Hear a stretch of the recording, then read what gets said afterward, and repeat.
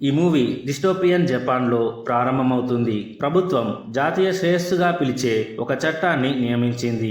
దాని ప్రకారం ప్రతి 1000 మంది పౌరులలో ఒకరు ప్రతి సంవత్సరం మరణించాలి. చంపబడే పౌరులు లాటరీ విధానం ద్వారా ఎంపిక చేయబడతారు. ఇంకా వారి అంతిమ మరణానికి ఒక రోజు ముందు వారికి తెలియజేస్తారు. ఈ చట్టం మరణ భయాన్ని కలిగించడం వల్ల జీవితం పట్ల దిగులును సృష్టిస్తుంది. ఆ విధంగా పౌరులు ఏదో ఒక రోజు చనిపోయే అవకాశం ఉన్నందున తమకు ఉన్న కొద్దిపాటి సమయాన్ని ఏదైనా చేయటానికి కష్టపడి పనిచేస్తారు. మరణం ఎలా సంభవిస్తుందనే దాని గురించి చెప్పాలంటే 10 ఏళ్ల వయసులో ఉన్న ప్రతి పిల్లవాడికి తప్పనిసరిగా వారి శరీరంలో ఒక ప్రత్యేక చిప్ ను పొందుపరిచే ఒక రసాయనాన్ని ఇంజెక్ట్ చేస్తారు. వారి జీవితంలో తర్వాతి లాటరీలో వారు ఎంపికైనట్లయితే చిప్ వారు కేటాయించిన సమయంలో పగిలి వారిని చంపుతుంది. ఇది సమర్థవంతమైనది, వేగవంతమైనది, ఇంకా నొప్పి లేకుండా ఉంటుంది. మూవీ ప్రారంభంలో యూసుకే అనే వ్యక్తి రద్దీగా ఉండే రోడ్డులో పిచ్చోడిలా పరిగెత్తడం చూస్తాము. అతను ఏదో ఆలస్యమైనట్లు అతను తరచుగా టైం ని చెక్ చేస్తుంటాడు. యూసుకేకి తన మరణం గురించి 23 గంటల క్రితం తెలియజేయబడుతుంది. ఇంకా సరిగ్గా రాత్రి 11 గంటలకు చనిపోతున్నాడని తెలుస్తుంది. అతను తన మరణానికి ముందు చాలా ముఖ్యమైన పనిని చేయాలి. అందుకే అతను తొందరపడుతున్నాడు. యూసుకే ఒక పబ్ లోకి వెళ్తాడు. ఇంకా అక్కడ ఒక వ్యక్తిపై దాడి చేస్తాడు. హై స్కూల్లో ఉన్నప్పుడు ఆ వ్యక్తి ఇంకా అతని స్నేహితులు యూసుకేను హాస్పిటల్లో జాయిన్ అయ్యేంతలా వేధించారు. వారు సిగరెట్ తో అతని చేతిని కాల్చారు. ఇంకా ప్రతిరోజు అతనిని అవమానించారు. తన జీవితంలోని చివరి గంటలో యూసుకే ఆ వ్యక్తిపై ప్రతీకారం తీర్చుకోవాలని అనుకుంటున్నాడు. అయితే అతను దాడి చేయటానికి కొన్ని సెకండ్ల ముందే గడియారంలో 11 అవుతుంది. ఇంకా అతను తన చివరి కోరికను నెరవేర్చుకోకుండానే మరణిస్తాడు. తర్వాతి సన్నివేశంలో మనకు నోటిఫైయర్లను పరిచయం చేస్తారు. ఎంచుకున్న పౌరులకు వారి మరణాన్ని 24 గంటలకు ముందు వారి విధి గురించి తెలియజేయడం వారి పని. మరణ వార్త ప్రభుత్వం తేలికగా తీసుకోనందున వారు ఉద్యోగానికి ముందు సంవత్సరాల పాటు ప్రత్యేక శిక్షణ పొందుతారు. ఈ చట్టం జపాన్ ను ఎలా మెరుగ్గా మార్చిందో నోటిఫైయర్లకు చెప్పే ముందు ఇన్స్ట్రక్టర్ చిప్ ప్లేస్మెంట్ ప్రక్రియ వివరిస్తాడు. జాతీయ నేరాల రేటు సగానికి తగ్గింది. జీడిపి ఇంకా ప్రొడక్టివిటీ డ్రామాటికల్ గా పెరిగింది. ఒక వ్యక్తి లేచి చట్టం పట్ల తన అసంతృప్తిని వ్యక్తం చేసే వరకు ప్రతి ఒక్కరూ ఇన్స్ట్రక్టర్ మాటలు జాగ్రత్తగా వింటారు. ఇది క్రూరమైనది. ప్రజలు తమ జీవితాలలో ఎక్కువ భాగం భయంతో జీవించేలా చేస్తున్నారని అతను పేర్కొంటాడు. అతను తన ప్రసంగాన్ని ముగించే లోపు కొంతమంది గార్డులు ఆ వ్యక్తిని గది నుండి బయటకు లాగి శిక్ష కోసం తీసుకొని వెళ్తారు. చట్టాన్ని వ్యతిరేకించే ఎవరైనా ఉరితీయబడతారు అని అప్పుడు తెలుస్తుంది. ఆ వ్యక్తిని తీసుకొని వెళ్లిన తరువాత ఉపన్యాసం కొనసాగుతుంది. వారి రాబోయే మరణాల గురించి తెలియజేయబడిన తరువాత పౌరులకు ఇకిగామి అనే కాగితం ఇవ్వబడుతుంది. దీన్ని ఉపయోగించి వారు తమ జీవితాంతం ఉచితంగా ప్రయాణించవచ్చు, ఇంకా తినవచ్చు. ఇకిగామి మరణించిన వారి కుటుంబానికి ధృవ పరిహారాన్ని కూడా అందజేస్తుంది. అయితే మరణించిన వ్యక్తి నేర చరిత్ర కలిగి ఉంటే కుటుంబానికి ఎలాంటి ప్రయోజనం ఉండదు. ఇలా చెప్పడంతో ఇన్స్ట్రక్టర్ వారి ఉద్యోగాల గురించి గర్వపడాలి అని కోరుతాడు. ఈ మూవీ యొక్క కథానాయకుడు ఫుజిమోటో కూడా సమావేశానికి హాజరైన ఒక వ్యక్తి. ఇంకా అతను కొత్త నోటిఫైయర్. పనిలో ఉన్న మొదటి రోజు ఫుజిమోటోకు మరుసటి రోజు చనిపోవడానికి ఎంపిక చేయబడిన టీసుబాసా అనే యువకుడి ఫైల్ ఇవ్వబడుతుంది. టీసుబాసా ప్రతిభావంతుడైన వీధి సంగీతకారుడు. అతను ఇప్పుడిప్పుడే గుర్తింపు పొందుతున్నాడు. ఇంకా ఉజ్వల భవిష్యత్తును కలిగి ఉన్నవాడు. అతను జీవితంలో సన్నిహితంగా ఉన్న ఏకైక వ్యక్తులు అతని ఒంటరి తల్లి ఇంకా అతని స్నేహితుడు మోరియో ఇంకా తసుబాసా. తమ జీవితాలలో చాలా వరకు ఒకరి గురించి ఒకరికి తెలుసు. ఇంకా ఇద్దరిది ఒక గ్రూప్. అయితే తసుబాసా తల్లి ఆమె వయస్సు పెరుగుతున్నందున ఆమె కుమారుడిపై మాత్రమే ఆధారపడి ఉంటుంది. ఎప్పుడైతే ఫుజిమోటో వారి ఇంటికి చేరుకుంటాడో అప్పుడు తసుబాసా పనిలో ఉన్నాడు అని అతనికి చెప్పబడుతుంది. అతను ఇక్కడికి ఎందుకు వచ్చాడు అని అడిగినప్పుడు ఫుజిమోటో తన కొడుకు జీవించడానికి 24 గంటల కంటే తక్కువ సమయం ఉంది అని చెబుతూ ఇకిగామిని అతని తల్లికి అందజేస్తాడు. ఆమె ఎక్కువగా భయపడిన పీడకల నిజం అవ్వడంతో ఆ మహిళ కన్నీళ్లు పెట్టుకుంటుంది. ఆమె ఫుజిమోటో మొహం మీద నీరుతో కొడుతుంది. అతని ఇంటి నుంచి బయటకు గంటేస్తుంది. టిసుబాసా ఇంటికి తిరిగి వచ్చిన తరువాత ఇకిగామి గురించి అతనికి చెప్తుంది. అతను నిస్సహాయంగా తన మంచం మీద కూర్చున్నాడు.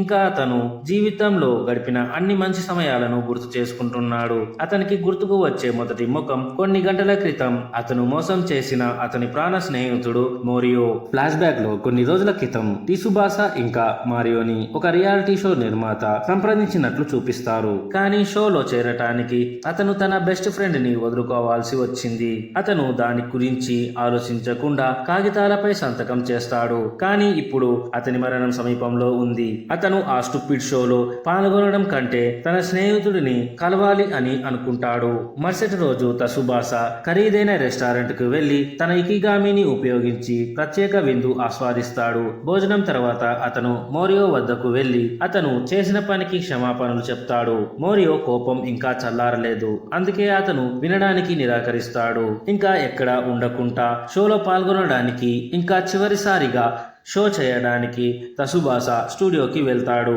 అతను ఒక కొత్త వ్యక్తిని అతనితో కలుపుకుంటాడు. అతను తనతో కలిసి పాడవలసి ఉంటుంది. మరో చోట మోరియో తసుబాసా తల్లితో మాట్లాడి ఇకిగామి గురించి తెలుసుకుంటాడు. చివరిసారిగా తన స్నేహితుడితో మాట్లాడినందుకు చింతిస్తూ షోలో అతన్ని చూడటానికి వెంటనే టీవీ ఆన్ చేస్తాడు. ప్రదర్శన ప్రారంభమవుతుంది. ఇంకా తసుబాసా డైరెక్టర్ సూచనలు పట్టించుకోకుండా కొత్త భాగస్వామితో కాకుండా ఒంటరిగా పాడటం మొదలు పెడతాడు. తను పాడటం ఇదే ఆఖరిసారి అని తెలిసిన తసుబాసా తన సంగీతాన్ని ప్రజలు అనుభవించే విధంగా ప్రదర్శనలో తన హృదయాన్ని ఇంకా ఆత్మను కలగలిపి పాడుతాడు. అతను తన గతాన్ని, వర్తమానాన్ని ఇంకా భవిష్యత్తును ఒకే పాటగా మలిచి పాడుతాడు. ఇంకా ప్రదర్శన తరువాత వెంటనే మరణిస్తాడు. అతని తల్లి మోరియోతో కలిసి ఏడుస్తుంటుంది. ఈ షోను చూస్తున్న ఫుజిమోటో కూడా కన్నీళ్లు పెట్టుకుంటాడు. ఈ ఘటన ఇంటర్నెట్ లో వైరల్ గా మారి చాలా మందిని షాక్ కి గురి చేస్తుంది.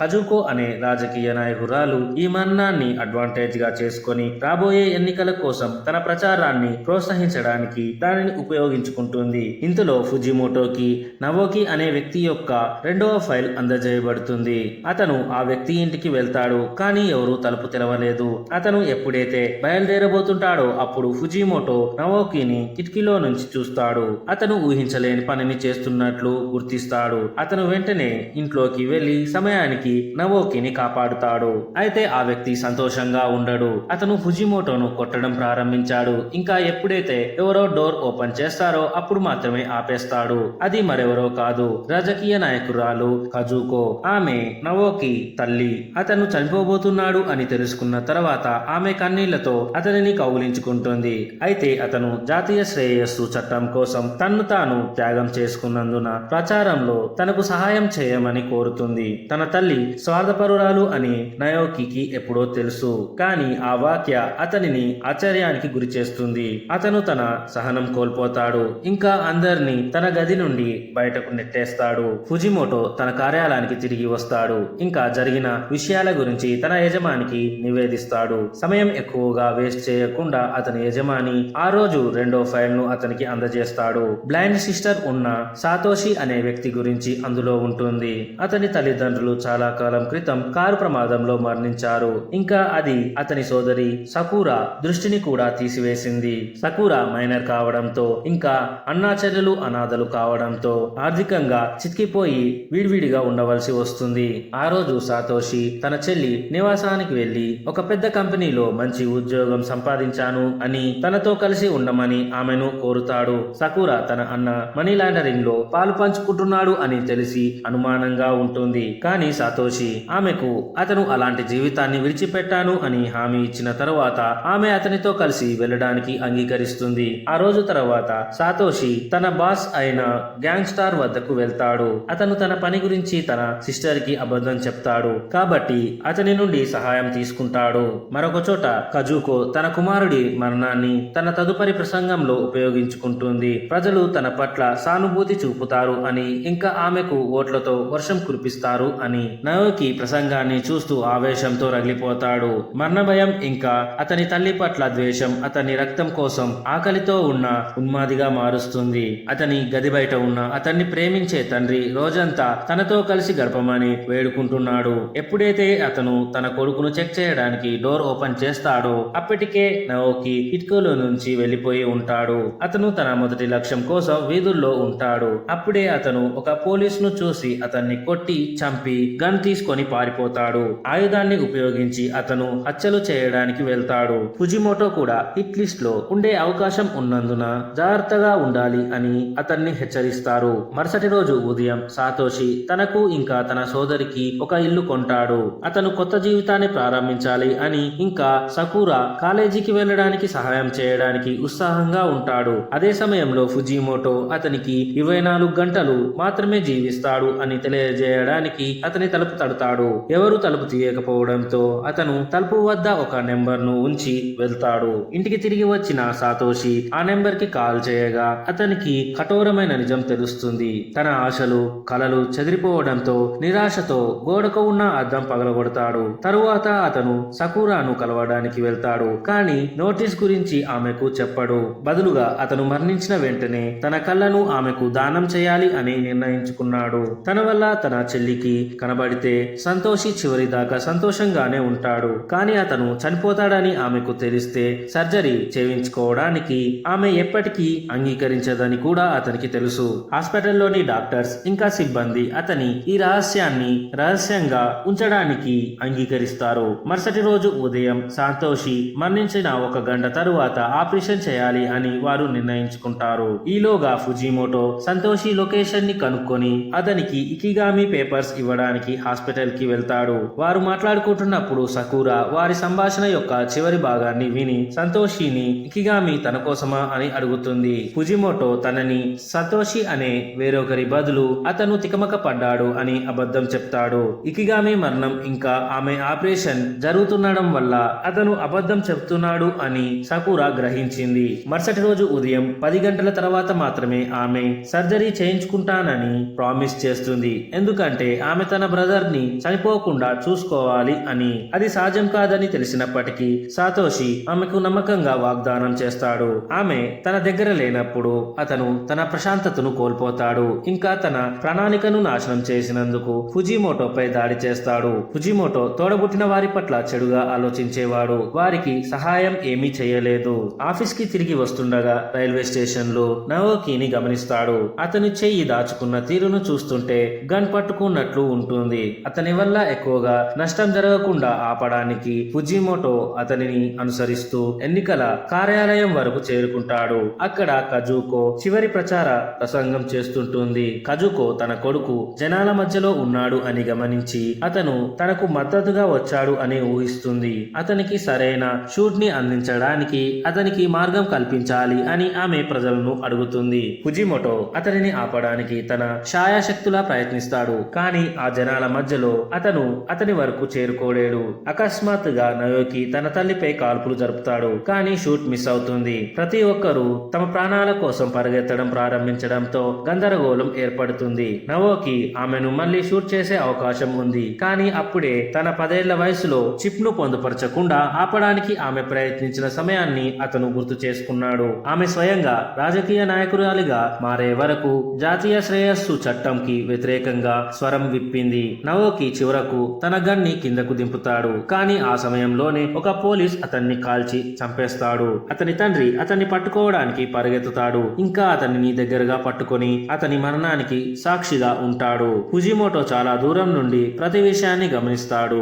ఇంకా చాలా ఎమోషనల్ అవుతాడు. అతను ఈ ఉద్యోగంలో చాలా సాడ్ విషయాలను చూశాడు. అతను తనను తాను విమోచనం చేసుకోవడం కోసం సుకురాకి సహాయం చేయవలసి వచ్చింది. అతను సాతోషి వద్దకు తిరిగి పరిగెత్తుతాడు. ఇంకా హాస్పిటల్లోని ప్రతి వాచ్ లోని సమయాన్ని 1 గంట ముందుగానే మార్చమని, ఆ విధంగా గడియారంలో 9 అయినప్పుడు సకురా 10 అని భావించి ఆపరేషన్ కు అనుమతి ఇస్తుంది. వారు హాస్పిటల్లో సిబ్బందిని ఇంకా రోగులని సహాయం చేయమని అడుగుతారు. వారు కూడా అందుకు అంగీకరిస్తారు. ఫుజిమోటో పరిస్థితిని వివరిస్తూ ఫ్లైయర్లను రూపొందించడానికి రాత్రంతా పని చేస్తాడు. ఆ విధంగా సకురా ప్లాన్ గురించి ఏ విధంగానూ కనుక్కోలేదని నిర్ధారించుకోవడానికి వారు దానిని హాస్పిటల్లో ఉన్న ప్రతి ఒక్కరికి పంపిణీ చేస్తారు. ఉదయం అవుతుంది. ఇంకా సకురాకి వారు రాంగ్ టైం చెప్పారు అని ఆమెకు అనుమానం వచ్చి తన బ్రదర్ నిజం చెప్తున్నాడా అని అపరిచితులను అడగడం ప్రారంభించింది. ప్రతి ఒక్కరూ అప్పటికే ఫ్లేయర్ ని చదవడం వల్ల అందరూ సాతోషి వైపు మాట్లాడుతారు. చివరికి సకురా సంతోషంగా ఉంటుంది. ఉదయం 9 గంటలకు సర్జరీ కోసం తీసుకొని వెళ్తారు. ఆమె తన బ్రదర్ ముఖం చూడటానికి తిరిగి వస్తుందని ఆమె అనుకుంటుంది. ఆమె కనిపించినప్పుడు మాత్రమే సాతోషి కన్నీళ్లు పెట్టుకుంటాడు. అతని దుఃఖాన్ని చూసే ప్రతి ఒక్కరూ అతన్ని ఓదార్చుతారు, కానీ వారు ఎలాంటి సహాయం చేయలేరు. దాని తర్వాతి సీన్ లో ఫుజిమోటో కార్యాలయంలో ఉన్నతాధికారులు రీవాల్యుయేషన్ సమావేశంలో ఉంటారు. సాతోషికి తన వ్యక్తిగత విషయాలలో సహాయం చేయడం వల్ల అతను ఉద్యోగ ఒప్పందాన్ని ఉల్లంఘించాడు అని, దాని ఫలితంగా అతని 1 సంవత్సరం విలువైన జీతం ఇంకా బోనస్ తీసివేయబడుతుంది. ఇంకా అతన్ని మళ్ళీ శిక్షణకు పంపిస్తారు. దాని తర్వాత ఫుజిమోటో తన పక్కనే ఉన్న బాస్ తో ఒక గదిలో ఒంటరిగా ఉంటాడు. అతను సహనం కోల్పోయి జాతీయ శ్రేయస్సు చట్టం ఒక బుల్షిట్ తప్ప మరొకటి కాదు అని అంటాడు. అతను తన ద్వేషాన్ని మరింత వ్యక్తం చేసే లోపు వారు చూస్తున్నారు అని అతని బాస్ అతన్ని ఆపుతాడు. అతను ఫుజిమోటోను మాట్లాడటానికి సరైన సమయం వచ్చే వరకు నిశ్శబ్దంగా ఉండమని అడుగుతాడు. అతను చట్టానికి కూడా విరుద్ధమని వెల్లడించాడు. త్వరలో ప్రజలు మాట్లాడతారు, ఇంకా వారు నిరసన తెలుపుతారు. ఇంకా వేలాది మంది అమాయక పౌరులను చంపినందుకు ప్రభుత్వం మూల్యం చెల్లిస్తుంది. చివరి సన్నివేశంలో మోరియో తన స్నేహితుడి జ్ఞాపకార్థం వీధిలో పాడటానికి తిరిగి రావడం మనం చూస్తాము. కజుకో ఎన్నికల్లో ఓడిపోయింది, కానీ ఆమె తన భర్త స్ఫూర్తిని పొందుతుంది. వచ్చే ఏడాది జరిగే ఎన్నికల్లో పోటీ చేయాలి అని, జాతీయ శ్రేయస్సు చట్టాన్ని ఒక విధంగా కాకపోతే మరొక విధంగా తొలగించాలి అని అతను ప్లాన్ చేస్తుంటాడు. సకురాకి కూడా విజయవంతమైన సర్జరీ అయ్యింది. ఇంకా ఆమె చూపు తిరిగి వచ్చింది. తన అన్న మరణం గురించి తెలుస్తుంది. అతను చేసిన త్యాగానికి ఆమె కృతజ్ఞతలు తెలుపుతుంది. ఆమె అతను వారి కోసం కొన్న ఇంటిని సందర్శించి సంతోషి నుంచి బహుమతిగా పొందిన ఒక అద్దాన్ని కనుగొంటుంది. ఆమె ప్రపంచంలోనే అత్యంత అందమైన అమ్మాయి అని, దాని వెనకాల ఒక నోట్ ఉంటుంది. ఈ సీన్ తో ఈ మూవీ ఇక్కడే ఎండ్ అవుతుంది. ఇలాంటి మరిన్ని వీడియోస్ కోసం ఛానల్ ని సబ్స్క్రైబ్ చేసుకొని నోటిఫికేషన్ బెల్ ఆల్ లో పెట్టుకోండి. ఛానల్ కి హెల్ప్ చేయడం కోసం ఒక లైక్ ఇవ్వండి. Thank you for watching.